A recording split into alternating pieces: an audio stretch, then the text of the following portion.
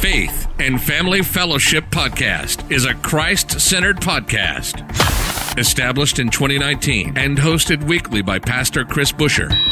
Addressing a host of topics such as the Great Commission, Christian discipleship, and often featuring interviews with special guests who are experts in their field. The views and events expressed on this podcast and all related materials belong solely to their author and not necessarily to the author's employer, organization, committee, or other group or individual. While all attempts are made to present accurate information, some information may become outdated over time. Faith and Family Fellowship Podcast makes every attempt to timely update any and all such information.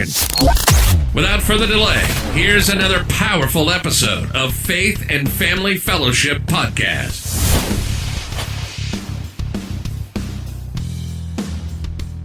Welcome back to another episode of Faith and Family Fellowship Podcast. Once again, my name is Dallas here. Today, we have another incredible author joining us, Rhonda Mincey. And Rhonda, you have recently released a new book, Unwavering Hope, How I Found Strength in My Storm, Gratitude in My Grief, and Joy in My Journey. And so I'm really excited to have you on the show today, hear your story in the process of releasing this book that actually was released last week. I mean, we're a few days in, so this is the very beginning of your journey to release this book. So I'm excited to be a part of it. So how are you today, Rhonda? Such a pleasure to have you. Hey, Dallas. I am well. Thank you so much. And I am excited to be here. So again, thank you. I look forward to talking to you.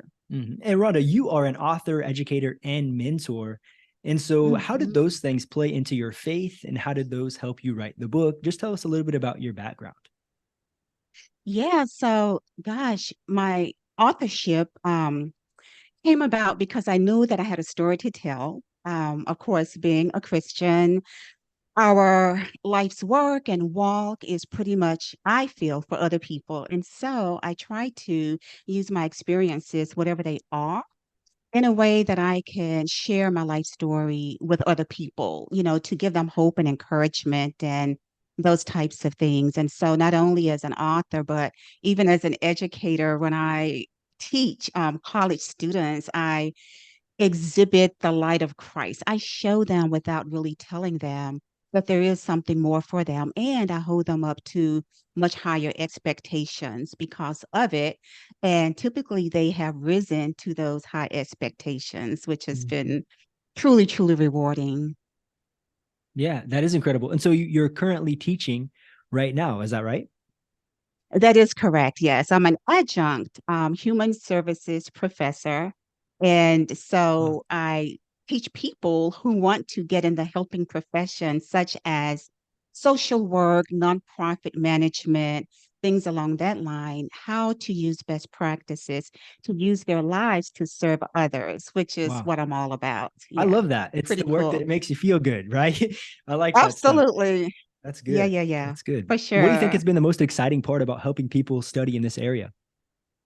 Wow, I can honestly say hearing their stories about why they even signed up for the classes, usually they've come from a hard place.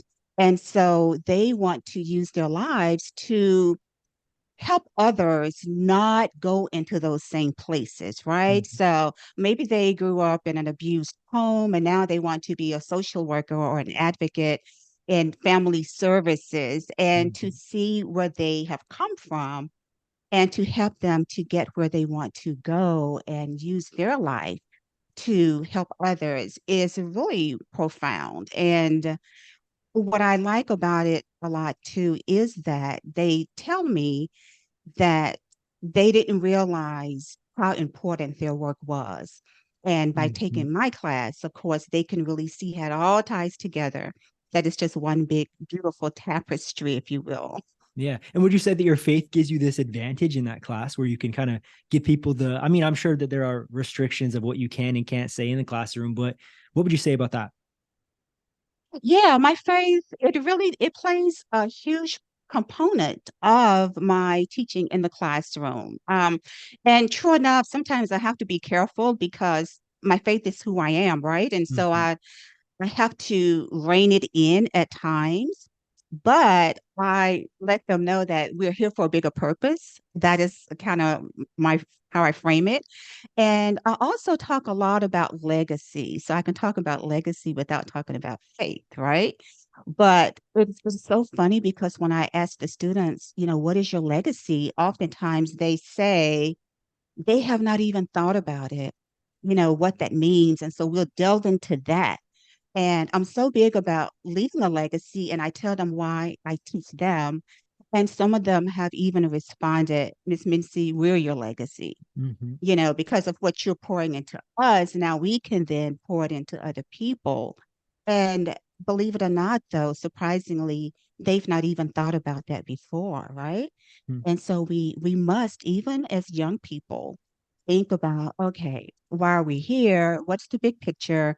What's the plan and purpose, for my life? And how can I make it happen? Yeah. Amazing. Amazing. So let's go into your book a little bit. So what led you to write this book? You had all these amazing experiences helping people help people, but then you wrote this book, Unwavering Hope. And so let's talk about that. Yeah. So I wrote this book. This was my third book. And I wrote this book because after COVID, the pandemic and everything it brought with it, Mhm. I saw such a need of or for people to be encouraged. I am such an intuitive, and I I get people's emotions deeply, right? And so would see people on television, and I never forget one instance when this a nurse, no, I think she was a doctor actually, but because of the stresses of COVID and everything that was going on, she wound up taking her life. Wow. And that broke my heart. It literally, I mean, I was crying like I knew her. And I saw so many other people or heard stories about people just wanting to give up, right? They were seeking answers that they could not find. And I knew that I had hope. And if I had hope, even through all of that, then I wanted to share with people my source of hope, right? Mhm. And so I began writing the book, but it was put on hold because, and I know why it was put on hold, which I will share, but my mother got ill. She became ill. And so she was diagnosed with stage 4 lung cancer. Wow. And yeah, so I had to put everything on hold and to take care of mom and all of that. But I never forgot the book.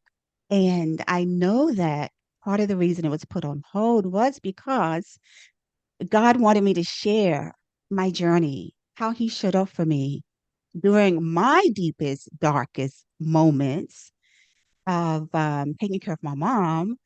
And I was able to do that because the book would not be complete without me sharing my journey of the grieving process, of the caring process, of the God showing up Mhm. process. I mean, of everything. And so I was able to pull all of that together and include that in this book, um, Unwavering Hope. And so that is the reason why I wrote it, primarily to give others a reason to hang on and to let them know that there is hope for them, regardless of the situation. Mhm. And I know that people need this book, Dallas, because when I was telling them I was writing it, they started asking, are you finished with it yet? Oh my gosh, I need it. I mean, people from different parts of the world, to people who are in their 80s, they are asking me, when is it ready? Wow. So it just confirms to me that yes, my reason, my inspiration, the thought, that I had to impart hope into the world, is so timely and it is so needed. And that is really the inspiration behind it. You're listening to the Faith and Family Fellowship Podcast. We'll be right back after this quick word from our sponsors. Introducing the Dainty Cross Necklace for Girls, a stunning Christian pendant that holds 5 charms, including 3 engraved faith symbols. Embrace God's love with every step wearing this meaningful necklace. Packaged in a reusable organic cotton pouch, it's a perfect gift choice. Crafted from durable stainless steel, it's gentle on sensitive skin. Spread love and faith with this elegant piece. Get yours today on Amazon now. Are you ready to transform your financial future? Join Dave, a personal finance expert, on the Save Like Dave podcast. Discover proven strategies to save, invest, and retire with over $1 million, even on an average income. Tune in for actionable advice and real-life success stories. Don't miss out. Start your journey to financial freedom today. Listen to the Save Like Dave podcast now. Yeah, and I love that you said that this book would not be complete without the grief part. And so sometimes we have to go on hold. Sometimes we have to go through grief, and the Lord teaches us through that and strengthens us, and we get to depend on him even more. And though it's not comfortable, but it's valuable, right? I know so many times I've looked back, the grief, I don't want to be here, but I'm grateful for what I learned in the process, right? And so thank you for what you're sharing in your book, Rhonda. Yeah. And here's the thing. I remember, and I so co-sign with what you're saying. I remember when I was going through all of the heaviness, the darkness, everything, dealing with my mom's situation, I saw God show up for me. And I told him this. I said, once I get to the other side, I am going to tell people about how you got me through. And so this is my promise that I'm sharing my story, right? And like you say, we don't want to be in those hard places, but what I feel about that is that those hard places aren't just for us. It's not just for us. My story was not just for me. So yeah, it's a matter of how do I turn my pain into a gain, and how can I truly make this useful for other people as well. Yeah. Something else you talk about in your story is about addiction. So we talked about a little of the loss, the grief, poverty, and addiction. So what else can you talk about those things in your story? Yeah. So here's the thing. So regarding the addictions, thankfully, I've not personally experienced those. However, I interviewed 7 people for my book, and 2 of them told their stories about both poverty and drug addictions and how they got through both of those. So that was just fascinating. For me, the loss, even after losing my mom, that was so very challenging, needless to say. But what I found out is that going through that grieving process was necessary, right? I learned so much, and what I did, I went to grief support, a grief support group, and they were truly instrumental in giving me a space, because family and friends can only do so much when we're hurting or when we're dealing with whatever it is we're dealing with. Yeah. And so for me to show up at the grief support group, and then surprisingly to me, I gave them so much encouragement because of my faith, which is something you really don't talk about in those spaces. But I could not help but share how God was healing me and helping me to move forward in spite of losing someone so close to me. In fact, they would ask me at the end of our sessions to just say a few words of encouragement, of inspiration. And I'm smiling because I cannot even believe it. Here I am, thinking I'm coming to get support, and then actually providing support. But all of that was because they saw this light in me, that even though Rhonda is going through, and they're sitting there just in awe of how in the world can she smile, and how can she go forth. And they wanted to know And I would tell them, listen, it's not me. This is God. This is God through me. And so, yeah, they would want me to say a few words and close them out. And it's just beautiful. Yeah. Isn't that incredible that even though you are suffering, God can use us? And I think that we can apply that Oh, in so many areas of our life, that even when we're suffering, even when we're going through it ourselves, we're all going through life. We're all trying to figure it mhm, out. But if we're intentional and if we allow God to use us, he will. If we go out, I'm a missionary in Brazil, Rhonda. I don't know if you caught that, but mhm, I don't always do ministry every day. mhm, But if I go out of my house with an open heart, there's always an opportunity everywhere I go. And so maybe that kind of breaks that conventional, what is a missionary, right? But if you open up your heart, anyone could be a missionary. If you allow yourself to mm, be used by God anywhere in the world, even in your own family, God can use you. And so I think just as in your story, how you went to that support group, they saw a light in you, because it's not, how can you have Jesus in you and not have a light shining out? You know what I mean? You have mhm. to. I mean, that's the fun part. That's the good stuff. And so whenever you're able to go out and people can see you and see the light of Christ in you, we're winning. That's amazing. So thank you, Yeah, Rhonda, yeah, for yeah, for for sharing sure. that. Yeah, absolutely. Oh, love it. Another part of your story, you talk about resilience a lot. This is kind of a running theme in your book. And so as I'm in Brazil, I always say Brazilians are resilient. It just goes together. It just rhymes. It just sounds good. Mm. And they are. And so what do you talk about resilience in your book? Yeah, so oh my gosh, resilience is just so important for us all, right? Mm-hmm. Because how do we keep going if we are unable to bounce back? And so we have to be resilient. We have to know how to continue and to persevere. And one way that I am resilient is, for one, I look at my track record, right? Mm-hmm. Sometimes we're in the throes of things and we can forget about our accomplishments, what we've actually done. So, Mm-hmm. just a reminder of how we've overcome something is encouragement for us to continue to keep going. So, that is one way I am resilient. Another way, of course, is that I pray, right? I Mm-hmm. pray. And I trust in God's promises. And I know that with them, I cannot fail. And so they fortify me, if you will, to keep going, to go harder, to go stronger, to keep pushing. And then also, I'm resilient because I practice gratitude. I'm so very grateful. And when I focus on the things that I'm thankful for, it takes away my thinking about the negative aspects of things.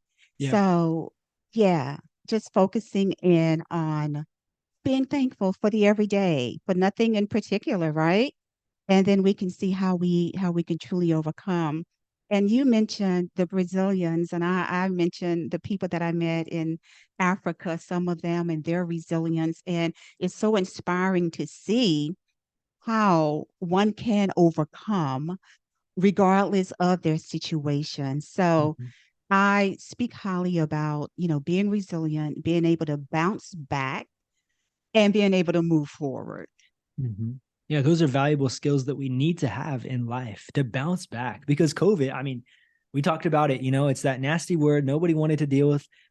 But if we could bounce back from that, what can't stop us? You know what I mean? If God is for us, who can be against us? I mean, God has Absolutely. so much for us. And so talking about Africa a little bit, so you are the founder of Hope Springs Africa. And so how do you incorporate this message of unwavering faith, unwavering hope into this work with people in Rwanda?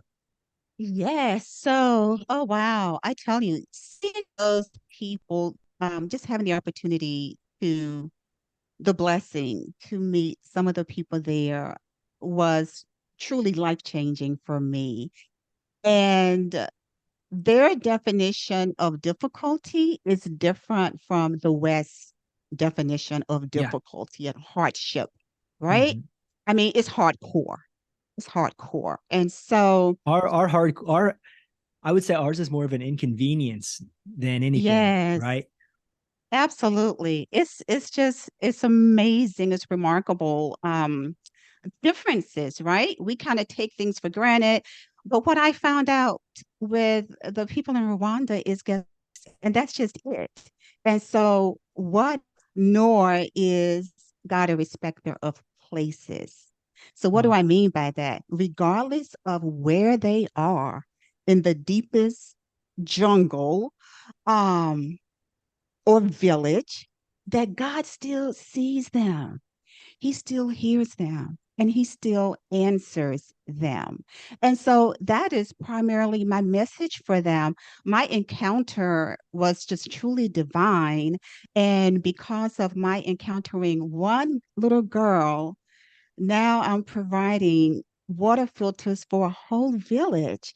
And this was for a family who didn't have anything at all. I mean, when I say nothing, I don't mean like nothing, like we have nothing. I Hmm. mean, nothing at all, nothing at all. And we came bearing food for them. And I remember we did not speak the same language, and I didn't, this was totally unscripted. But when I met the mother of that young girl, I told her that because I'm here, you have hope. And I want you to rest well tonight, knowing that help is on the way. Now, here I am, a lady from living in Bluffton, South Carolina. How many thousands of miles away from Rwanda? And then I find this little girl, and the next thing you know, they had nothing, and here we come bearing food and a message of hope and being able to get them in school because they didn't have tuition, Yeah. unlike in the States, right? So we paid for their tuition. We got them uniforms. We got them mattresses because they were sleeping on bricks, for crying out loud, you know?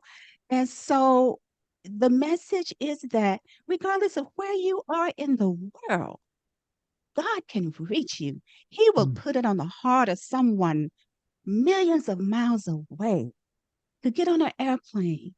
They don't even know why they're going over there. Hmm. But yet, He's already aligned it for your paths to cross. And so that is my message for them, to have unwavering hope, hope that doesn't shift, hope that is steady Yeah. for them, that God hears and God answers. I think Yeah. that's amazing. It Even takes me back to when they least expect it. mm, Yes.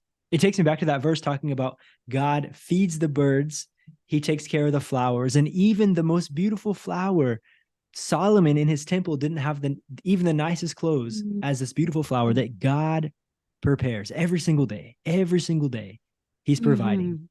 And so I think that that's amazing. I remember also going into the villages in Asia where it was the same way, where we would show up Mm. into a village and just the atmosphere changes because you just bring hope with you. You bring Jesus with you, and just things change. The atmosphere shifts. And so Yes. it's so incredible when we have this opportunity to go into those other places where hope is so far from the reality, Yes. right? And Yes. so I think it's a Yes. great message for us, even in the West, to remember, hey, we need to be so Mhm. grateful because we have so many advantages that a lot of other people in the world don't have or don't have access to.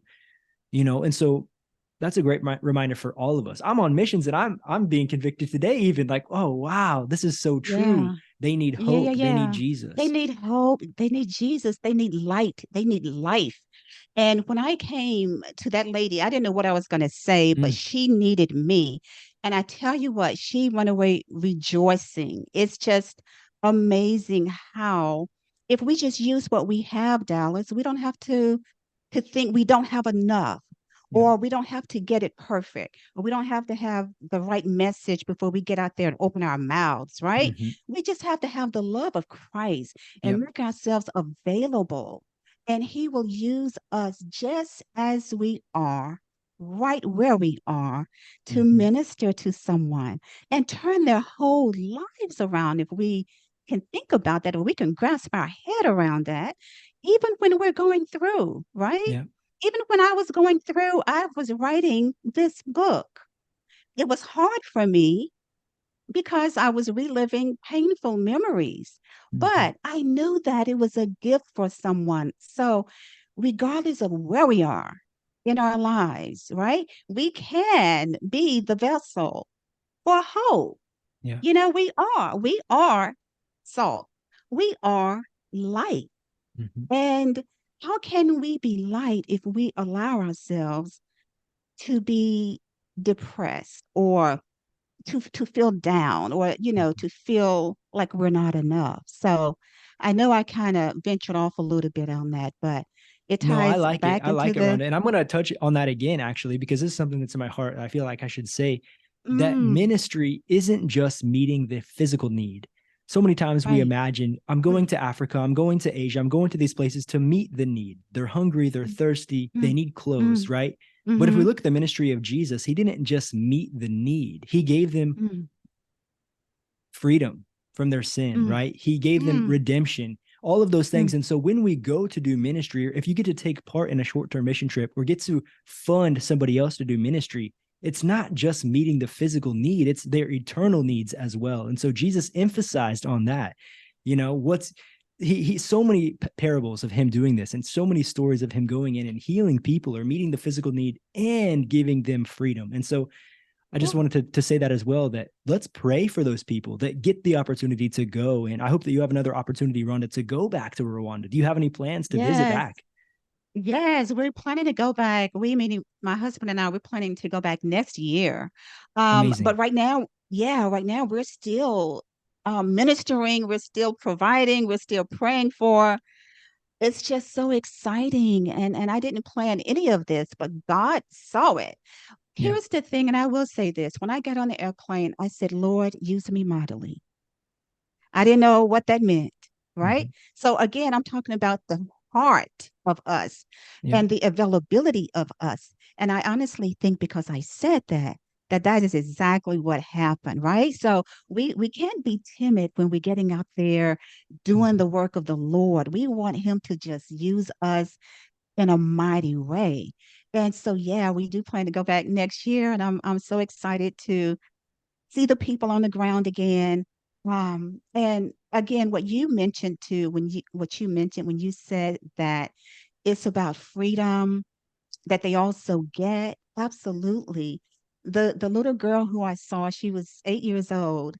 But how about now? She is the one who is reading the Bible to her whole family tonight. Come on. Who would have thought that, right? Who Hmm. would have thought it? But honestly believe because she saw God. Listen to me. The whole family, they saw God show Yeah. up. And that was in me, a stranger from the US. Who knows what they had been praying for or if they had been praying. They knew was that a miracle stood before them. Yeah. That is so powerful. And don't you want to be a part of the miracle in people's lives? All of our listeners today, don't you want to be a miracle? Don't you want to be a vessel for God to work through you? Because once you taste it, once God uses you to help somebody else or to bring freedom, my goodness, nothing else compares. Nothing else Mm, compares. And so yeah, I just I want to agree with encourage our you audience today. totally. Read this book. Check Yeah, out this book, Unwavering Hope. yeah, Find it on Amazon. This has been released for several days now, a couple days now. So get one of the first 100 copies. Let's go. This is amazing. And so thank you so much, Rhonda, for yeah. visiting today and sharing a little bit about your story and all the testimonies that you've been able to experience. And so anything else you want to share with our audience today? Oh, yes. Well, what I want to share is that this book is not just a book, right? It is not just a memoir. It's Mhm. truly a guide to thrive. It is breathed through God. It is inspired. It is such inspiration that I knew I poured my heart and soul into it, right? Mhm. And the readers will certainly get a message from it and they will be inspired. They will reflect back on their lives and what they can do now to be a vessel, to be helping, someone else, Mhm. regardless of their situation. So that is what I will say. And another thing, part of the proceeds do go to Hope Springs Africa, the nonprofit. So not only will the readers benefit from reading this book, but it does help us to provide clean drinking water to the remote villages in Rwanda for those people there. And I'm just so thankful to be able to use my life, Yeah. my story, and my pain, to give others life and hope. Yeah. Thank you so much for joining us today. And if I can have you end our time together with a prayer, that would be excellent. Absolutely. Lord, I just thank you for this day, this moment. I thank you for the host, Dallas. I thank you for the listeners right now, Lord. And we just ask that you meet everyone right where they are. And for those who are down or discast or depressed, Lord, we speak life and light and hope into them right now, dear Lord. And for those who have a calling to do something bigger, to do something greater than themselves, Lord, may they find the opportunity. Just put it right in front of them, Lord, and may they not um, may they not hold back from it. May they just grasp it and go forth with it, dear Lord. And for those in ministry, Lord, bless their ministry. Help them, give them everything that they need, dear Lord. And we just thank you for this moment. We just thank you for what's breaking forth in everyone's lives who are listening here today. It is in your Son, Jesus Christ's name, that we ask, give all the thanks, the glory, the honor, and the praise. Amen. Amen. You've just listened to the Faith and Family Fellowship Podcast with your host, Pastor Chris Busher. Faith and Family Fellowship Podcast was recorded live in studio with final editing made before uploading.